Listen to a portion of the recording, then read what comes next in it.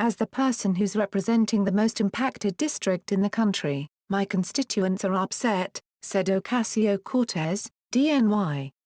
Representative Alexandria Ocasio-Cortez, DNY, said Monday that she will not support the interim coronavirus package if it doesn't include more relief for states and individuals than negotiators have been considering as Congress remains short of a deal. As the person who's representing the most impacted district in the country, my constituents are upset. My constituents were upset about the first package, she told reporters. In my district and in New York City and in our community, we've had more deaths than 9/11.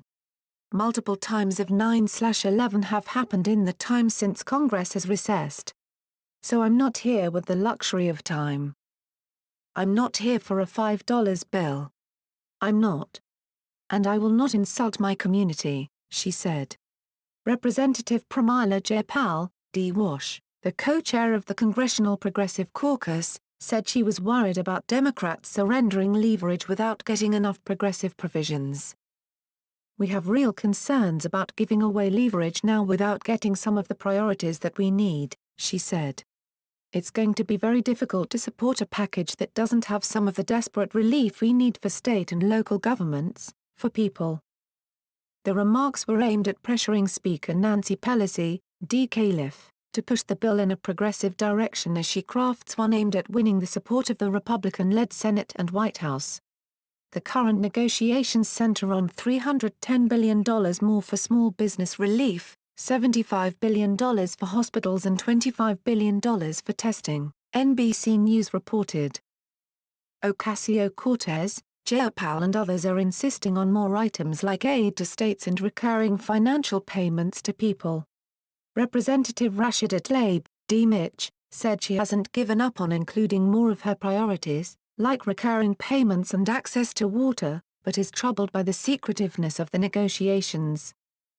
The lack of transparency on what's going to actually be in this package I'm taken aback by it, she said. I want to know exactly what's there, especially because we're not having committee hearings. These are conversations happening behind closed doors. In the afternoon, Senate Majority Leader Mitch McConnell, RKY, said the chamber wasn't ready to pass additional small business funding and would return Tuesday. At this hour, our Democratic colleagues are still prolonging their discussions with the administration, so the Senate regretfully will not be able to pass more funding for Americans' paychecks today, he said. Along with some concerns within the GOP, the criticism from progressive lawmakers raised the possibility that the House won't be able to pass the interim measure by unanimous consent as it did last month with the $2 trillion package, which could slow down the process.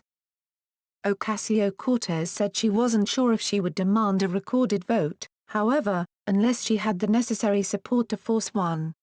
If one person stands up and asks for a record vote, that is not sufficient, she said.